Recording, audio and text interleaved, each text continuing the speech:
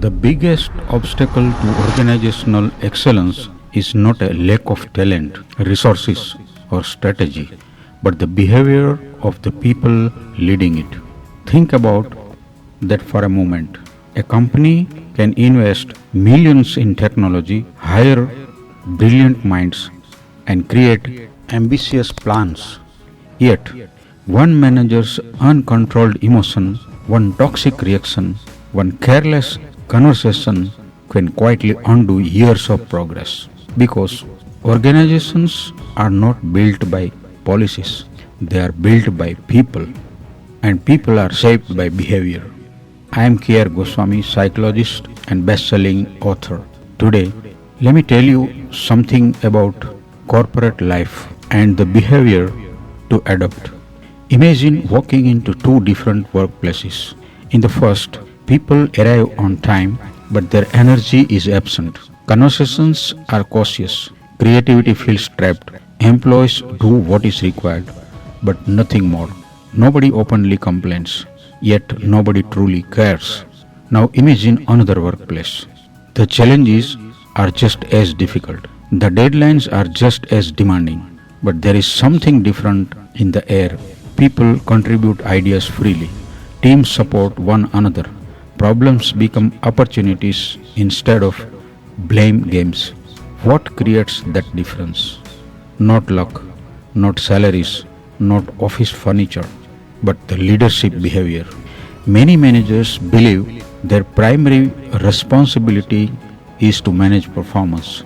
The exceptional ones understand something deeper. The real responsibility is to manage themselves because every emotion a leader displays becomes emotional data for the entire team. When a manager panics, anxiety spreads. When a manager blames, fear spreads. When a manager listens, trust spreads. And when a manager grows, everyone around them grows. Human beings are emotional mirrors. Whether we realize it or not, we absorb the energy of those who lead us. This is why managerial excellence begins long before strategic planning meetings. It begins in the private moment when nobody is watching. The moment you choose patience instead of anger, everything ends up nicely. The moment you choose understanding instead of judgment, the moment you choose curiosity instead of ego. The most dangerous leadership myth is the belief of authority creates influence. Is the belief that authority creates influence. It doesn't. Position may force compliance. Behavior earns commitment.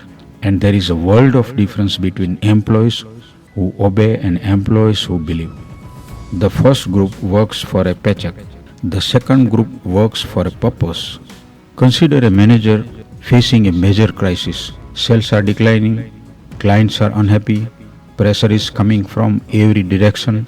The instinctive reaction is often frustration. To raise voices, to print fingers, to demand more. But here is the paradox.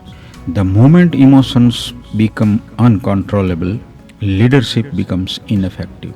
People do not remember every instruction their manager gives. They remember how that manager made them feel during difficult moments. Years later, employees may forget a presentation, they may forget a project, but they never forget the leader who believed in them when they doubted themselves. And they never forget the leader who humiliated them when they indeed support. Every intersection is shaping culture. Every conversation is creating an invisible environment.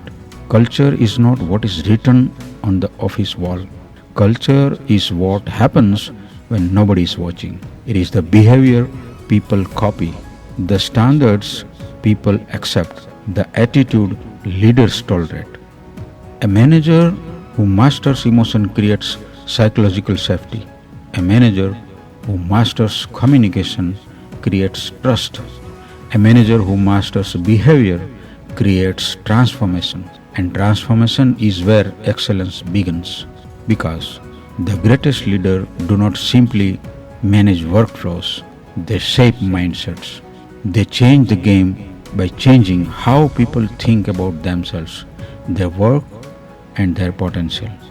At the end of every workday, a manager should ask simply but powerful question. What did my behavior teach people today? Did it teach fear or confidence? Did it teach limitation or opportunity or possibility? Did it teach people to hide mistakes or learn from them? Organizations rise and fall on the quality of human behavior, and human behavior rises and falls on the example set by leaders. The future of our team, our culture, and our organization's excellence may not depend on next strategy. It may depend on your next reaction. Because when you change the mindset, you change the game. When you control emotion, you influence behavior.